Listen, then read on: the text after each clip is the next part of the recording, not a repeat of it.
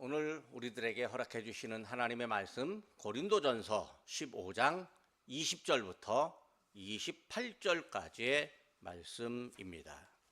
그러나 이제 그리스도께서 죽은 자 가운데서 다시 살아나사 잠자는 자들의 첫 열매가 되셨도다. 사망이 한 사람으로 말미암았으니 죽은 자의 부활도 한 사람으로 말미암는도다.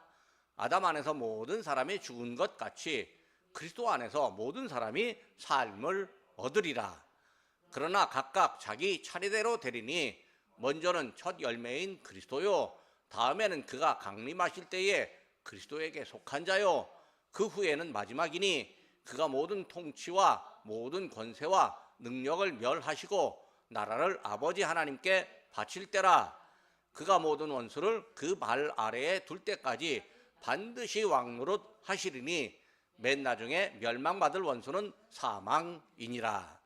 만물을 그의 발 아래에 두셨다 하셨으니 만물을 아래에 둔다 말씀하실 때에 만물을 그의 아래에 두신 이가 그 중에 들지 아니한 것이 분명하도다. 만물을 그에게 복종하게 하실 때에는 아들 자신도 그때에 만물을 자기에게 복종하게 하신 이에게 복종하게 되리니 이는 하나님이 만유의 주로서 만유 안에 계시려 하심이라.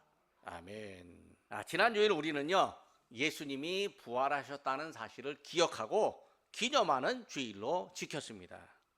우리는 부활하신 예수님을 믿습니다. 우리는 부활을 경험한 사람이어야 합니다. 그리고 우리는 부활하신 예수님을 전하고 증거하는 부활의 증인으로 살아야 합니다. 예수님의 부활이 우리의 인생을 바꾸는 전환점이 됩니다. 누구나 인생에 전환점이 있지만 믿음의 사람은 믿는 일, 예수님을 믿는 일, 예수님의 부활을 믿는 일이 인생의 전환점이 됩니다. 우리는 예수님의 부활을 믿습니다.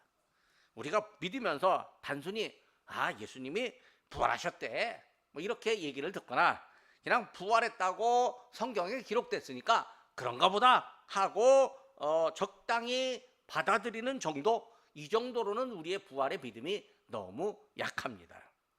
우리는 예수님의 부활이 나의 생각과 나의 방향과 나의 생활을, 나의 삶을 변화시키고 예수님의 부활이 나의 부활로 이어진다고 믿습니다. 그리고 믿음의 사람들에게 부활의 소망이 있다는 사실을 분명하게 믿기 때문에 부활의 증인으로 예수님의 부활을 전합니다. 예수님의 부활은 사람들에게 죽음의 공포를 이기고 생명의 감격을 향유하게 합니다. 그러므로 믿음의 사람은 다른 사람들에게 부활의 소망을 나누려 합니다. 예수님이 실제로 부활하셨다라고 하는 실제의 사실을 전합니다. 예수님의 부활을 믿고 경험한 사람은 이렇게 합니다. 예수님의 부활은 논리적이고 이론적으로 증명하려 한다고 해서 잘 되지 않습니다. 왜냐하면 사람이 죽으면 다시 살아나는 것을 본 적이 없는데 그렇게 못하는데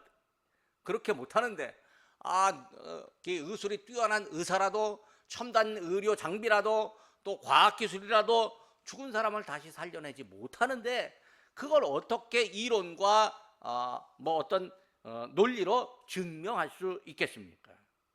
그런데 실제로 예수님의 부활을 경험한 사람들이 간증하면 그 간증들이 사람들에게 더 큰 영향력을 발휘하고 부활을 믿게 합니다. 예수님의 부활을 경험하고 전하는 사람 중에 부활의 증인 중에 사도 바울이라는 사람이 있습니다. 그는 예수님의 부활을 얼마든지 논리적으로 증명할 수 있는 사람이었습니다. 그럼에도 불구하고 바울은 논리적으로 증명하려고 하지 않고 자기가 경험한 예수님의 부활을, 체험한 부활을 간증합니다. 그리고 부활을 단순히 이론이 아니라 사실로서 부활을 대화의 주제에만 머물게 하지 않고 생명을 얻게 하는 믿음으로써 증언을 합니다. 그래서 바울의 이 모습을 보고 우리도 부활을 생명 얻는 증언으로 우리가 함께 말하게 되는 것이 당연합니다. 본문에서 바울은 고린도 교회를 향해서 예수님의 부활을 증언합니다. 이 고린도 교회가 참 부자 교회였습니다. 부자들도 많고 지식인들도 많고 또 그러다 보니까 사도 바울의 이 사도권에 대해서 뭐 좀 대항하기도 하고 바울에게 좀 손가락질도 하고 또 바울을 좀 속썩이게도 한 그런 교회였습니다. 그러니까 이제 소위 말해서 세상에서는 잘 나간다는 사람들이 모인 교회가 고린도 교회였어요. 근데 이 고린도 교회가 부활을 잘 안 믿는 거예요. 그러니까 사도 바울이 고린도전서 15장 전체를 예수님의 부활을 이야기하는데 할애합니다.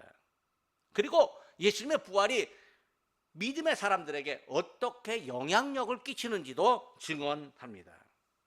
예수님이 부활하심으로 세계를 어떻게 다스리시는지, 역사를 어떻게 움직이시는지도 바울이 증언합니다.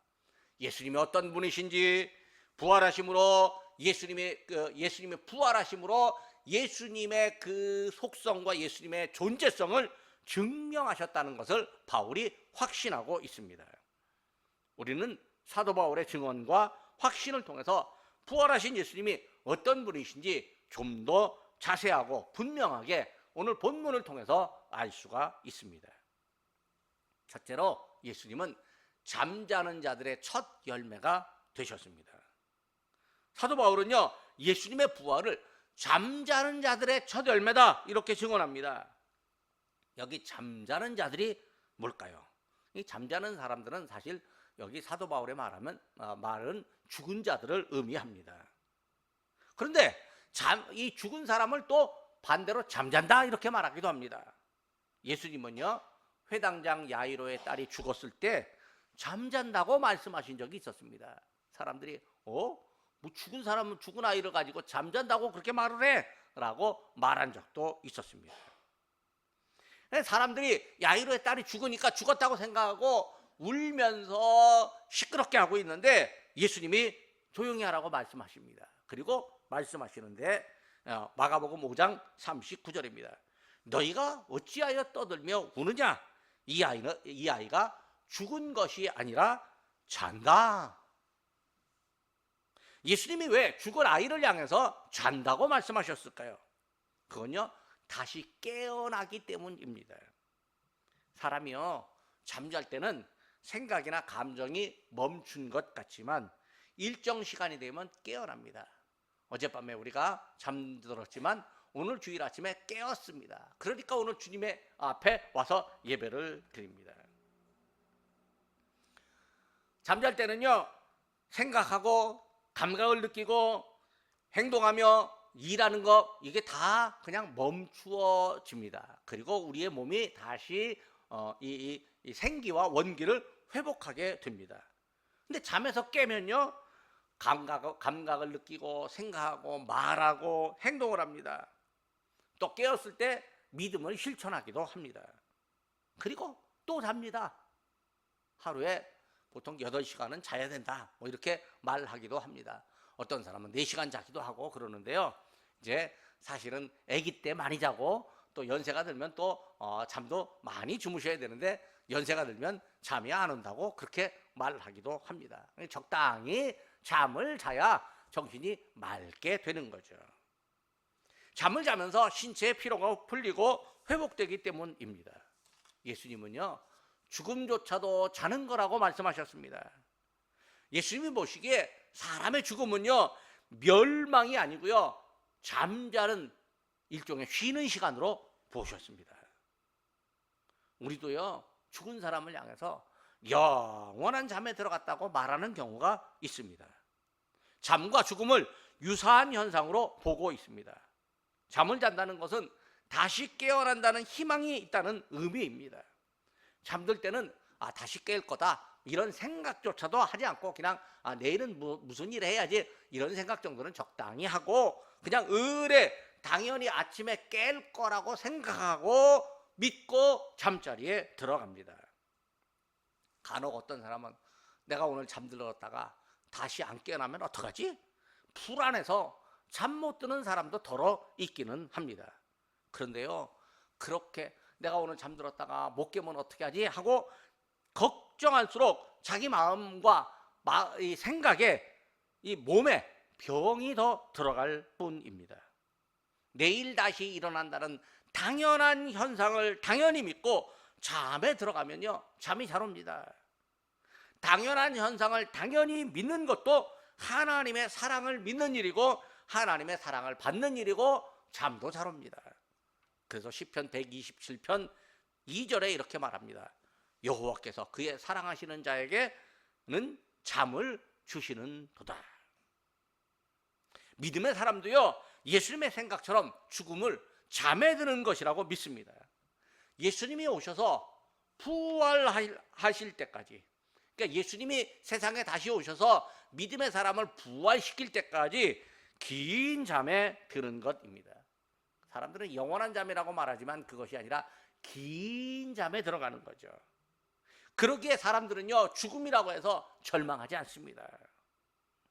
긴 잠이라고 해서 다시 깨어날 희망을 버리는 잠이 아니라 다시 깨어날 희망을 가진 잠을 죽음이라고 생각을 합니다. 예수님이 다시 오실 때 믿는 사람들이 예수님 안에서 부활하여 깨어날 것이라는 믿음을 갖습니다. 그러므로 예수님의 부활은요, 절망이 아니라 희망입니다. 우리가 죽는다 할지라도요, 절망으로 해석하는 사람이 많은데 그게 아니라 동시에 희망으로도 해석할 수가 있습니다. 예수님이 부활하심으로써 믿음의 사람들에게 부활의 소망이 생겼습니다. 그래서 예수님은 잠자는 자들의 첫 열매가 되셨습니다. 예수님은 부활하신 분으로서 죽은 사람들이 다시 부활할 거라고 하는 사실을 처음 보여주셨다, 이 말입니다. 믿음의 사람들에게 죽음이 있다면 또 그 사람에게 부활도 있습니다. 예수님이 십자가에 죽으셨고 부활하셨듯이 믿음의 사람도 예수님 안에서 잠을 자고 또 예수님 안에서 깨어나는 은혜를 누립니다. 이 세상에 창조된 사람들이요, 다 죽었어요. 아담의 후손들은 다 죽은 사람들입니다. 그러나 예수 그리스도 안에서는 사람이 부활합니다. 즉 예수님 덕분에 우리는 깬 사람, 부활한 사람, 생명을 얻은 사람이 되었습니다. 예수님이 잠자는 사람들의 첫 열매가 되셨습니다. 첫 열매라고 하는 건요, 다른 열매가 또 맺힌다라고 하는 의미입니다. 예수님이 첫 열매이니까 두 번째 열매, 세 번째 열매 계속해서 믿음의 사람들에게 열매가 맺혀집니다. 예수님은 우리 앞에서 우리를 위해서 맺으시는 열매입니다. 우리가요, 세상에 이제 보면 과일, 채소, 열매 참 많잖아요. 딸기 하나 열리면 그 다음에 주렁주렁 열리고, 토마토도 하나 열리면 주렁주렁 열리고, 사과도 하나 열리면 엄청 열립니다. 첫 열매는 작은 것 같지만요, 그 다음부터 열매가 엄청 많이 열립니다. 첫 열매를 보면 그 다음부터 열매가 더 열릴 거라고 하는 소망을 갖고 믿게 되는데, 예수님이 부활의 첫 열매가 되셨으니 우리도 부활의 열매로 우리 예수님이 우리를 만들어 주십니다. 두 번째로 예수님은 악한 것을 완전히 물리치셨습니다. 예수님의 부활 덕분에 자는 사람들이 깨어나고 또 우리도 부활합니다. 우리에게 부활이라고 하는 희망이 생겼고 그 희망을 가졌으니까 생명이 내게 적용되었다는 사실을 감사해 합니다. 사람이 죽을 위기에 있었을 때 누가 구해주잖아요. 그러면 생명의 은인으로 알고 일평생 감사해 합니다. 누가 나를 살려줬다, 그거죠. 우리가 하나님 밖에서 하나님 바깥에서 영원한 죽음의 위기에 있을 때 예수님이 우리를 구원하시고 생명을 주셨으므로 우리가 영원토록 예수님께 감사를 표합니다. 그런데 부활과 생명이 아무에게나 주어지는 게 아닙니다. 만약에 아무에게나 부활과 생명이 주어진다면 그냥 주면 되지. 뭐 구태여 예수님이 죽으실 필요가 있었겠습니까? 사실 부활, 생명은요, 믿음의 사람에게 주시는 우리 하나님의 선물인데, 예수님의 생명, 예수님의 피값으로 바꾼 선물입니다. 예수님의 피값으로 우리가 생명을 얻었습니다. 그러니까 예수님이 우리의 생명을 예수님의 피값으로 사서 우리에게 준 거예요. 예수님의 보혈의 공로입니다. 우리가 보혈의 공로를 찬양합니다. 예수님의 보혈의 공로를 믿는 사람에게 구원과 영생이 주어집니다.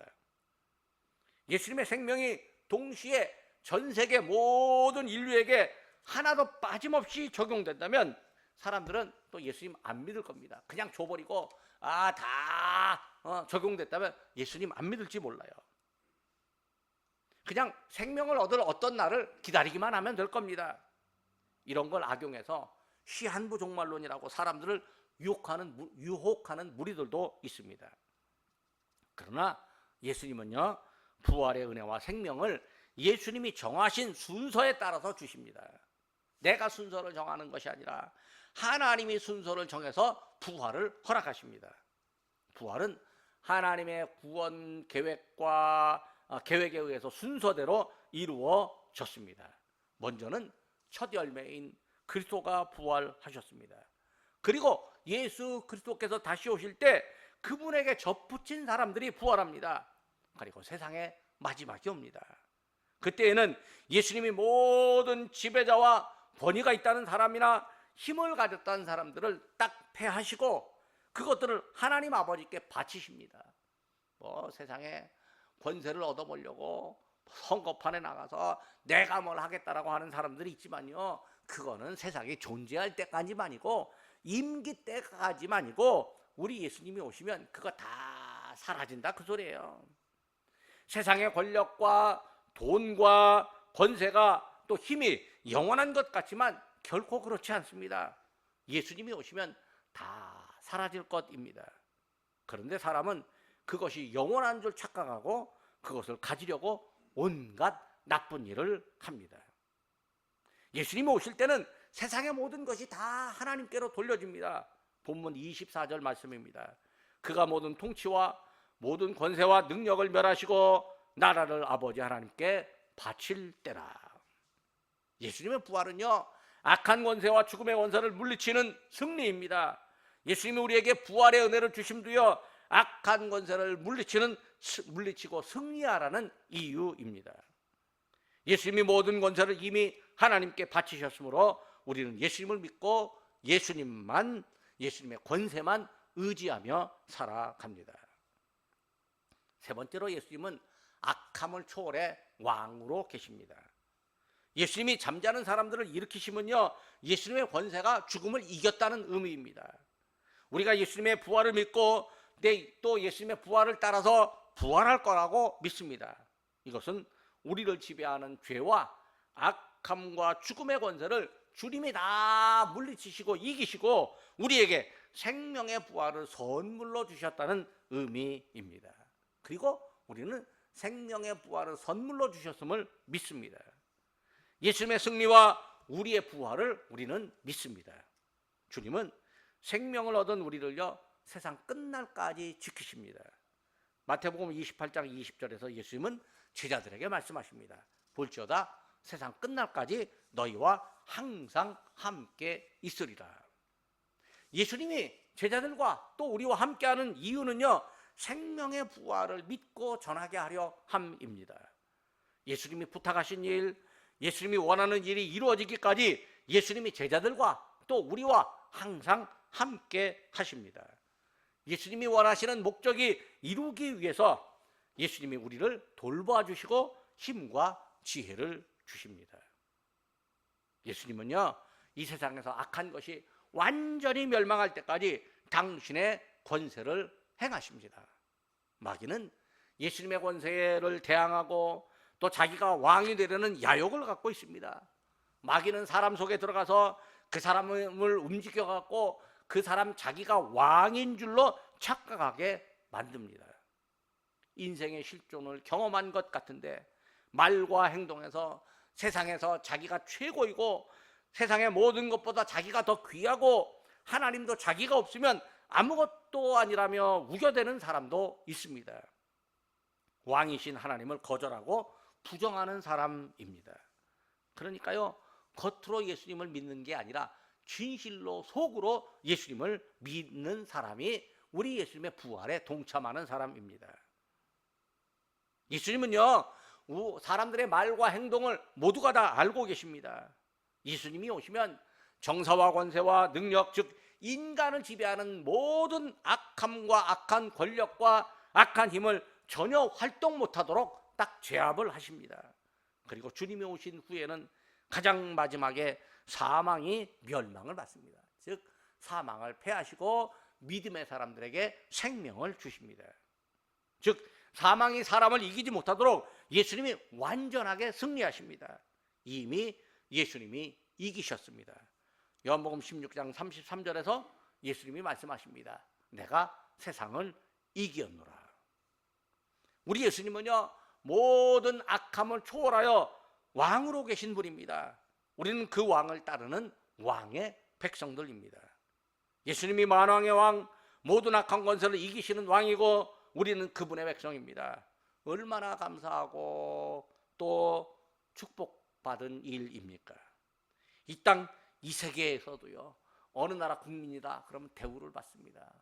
여러분, 전쟁 난 나라에 대한민국 국민들이 거기 살아서 목숨의 위협이 있어요. 그럼 우리가요, 전 세계를 띄우고 군인들을 파견하고 그래서 거기에 있는 대사관 직원들을 안전하게 옮기도록 해서 그 군용기 전세기에 우리 국민들을 데리고 옵니다. 왜? 우리 국민이니까요.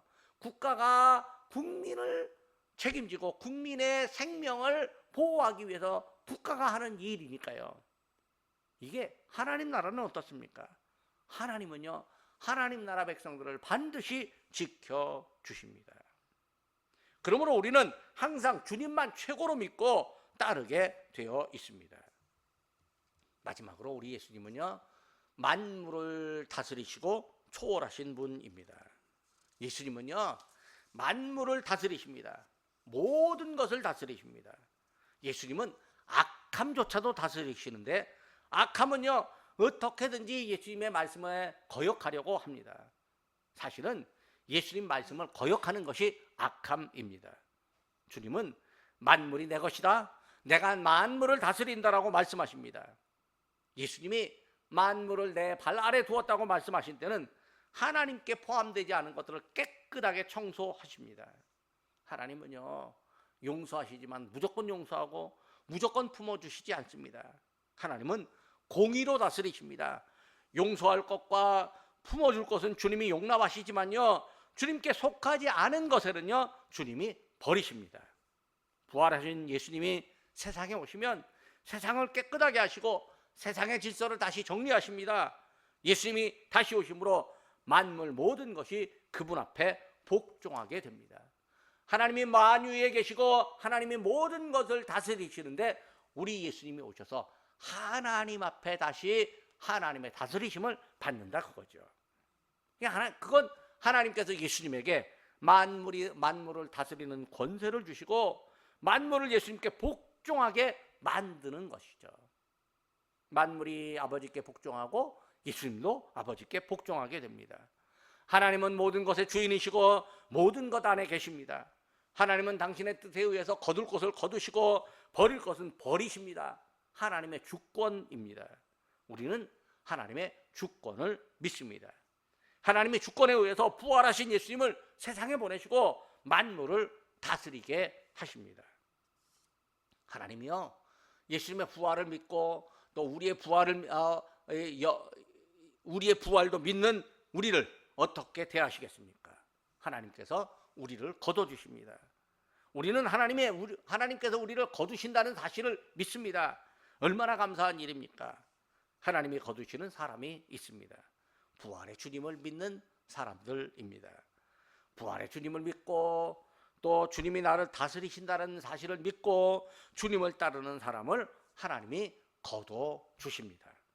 주님이 부활하시고 주님이 부활의 첫 열매가 되시고 주님이 이기시고 주님이 다스리십니다.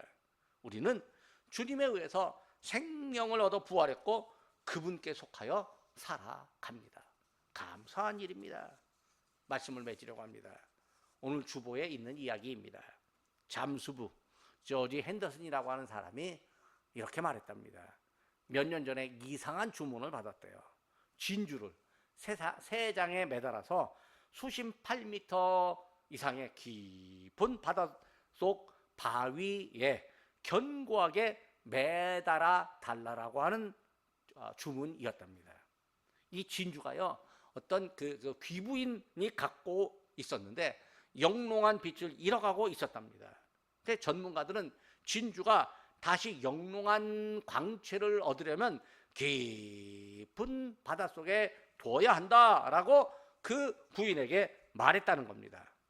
그래서 이 부인이 잠수부에게 주문을 해서 잠수부가 깊은 바닷속에 진주를 놓았다가 이제 몇 개월 후에 꺼내서 주인에게 돌려줬는데 희한하게 진주가 이전보다 더 영롱한 빛을 발하고 있었답니다. 여러분, 우리가 구원받은 사람, 예수님의 부활을 믿고 우리도 부활할 거라고 믿는 사람이지만 세상에서 살면서 부활의 증인으로 살지 못할 때가 있고 믿음의 빛을 잃어갈 때가 있습니다. 그러나 주님의 은혜 안으로 들어가면 믿음의 빛이 살아납니다. 부활하신 예수님이 우리를 예수님의 그 은혜 안으로 초대합니다. 부활하신 예수님을 믿고 우리도 부활을 믿는다면 예수님의 은혜 안에서 우리에게 이 믿음의 빛이 다시 살아나게 됩니다. 은혜 안으로 들어간 사람이 빛을 발합니다. 부활하신 예수님이 다시 오셔서 잠자는 사람을 부활시키시고 영원한 은혜 안으로 들이십니다. 믿는 사람에게 빛이 임합니다. 예수님이 세상의 악함을 물리치시고 또 왕으로 임하시며 만물을 당신의 발 아래 복종하게 하십니다. 예수님 안에 있을 때 우리에게 하나님의 빛이 임합니다. 부활하신 예수님이 우리를 빛 가운데로 인도하십니다. 만물을 복종하게 하신 하나님이 우리를 다스리시니 우리에게는 두려움이 없고 존귀함이 있습니다. 만유 안에 계신 예수님이 우리 안에 계시니까 우리는 예수님의 소유입니다. 기도하겠습니다. 죽음에서 부활하심으로 만 백성에게 새 생명과 부활의 소망을 주신 하나님 아버지, 십자가의 보혈로 저희의 모든 죄와 허물을 용서받고 하나님의 자녀가 된 것도 감사한데 부활을 누릴 수 있는 자격까지 주심을 감사드립니다. 그 크신 하나님을 어찌다 감사하며 어찌다 형언하겠습니까? 진심으로 무릎을 꿇고 머리를 숙인 채 하나님의 사랑에 감사의 눈물을 흘립니다. 오늘도 저희의 예배를 기뻐 받으시고 하늘의 의뢰를 내려주시는 줄 믿습니다. 저희가 들은 부활의 복음이 저희의 가슴에 새겨지고 생각에 고정되어서 어떤 절망의 환경에서라도 부활의 산소망을 갖고 믿음의 생활을 하게 하옵소서. 만유에 계시고 만유를 다스리시는 하나님 아버지, 주님 다시 오실 때 순서대로 부활의 감격을 맞으며 만유에 계시고 만유 안에 계시며 온 세상의 왕으로 나타나시는 주님을 맞이하기를 저희가 원합니다. 이 세상에서의 삶이 끝나 잠자는 것 같아도 주님이 다시 깨우시는 줄 저희가 믿습니다.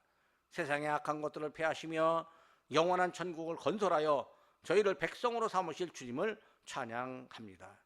만물의 초월한 분으로 계시고 만물을 다스리시는 주님께서 저희도 다스리시는 줄 저희가 믿습니다. 영원토록 저희와 함께 하시는 주님께 찬양을 드리며 예수님의 이름으로 기도드립니다. 아멘.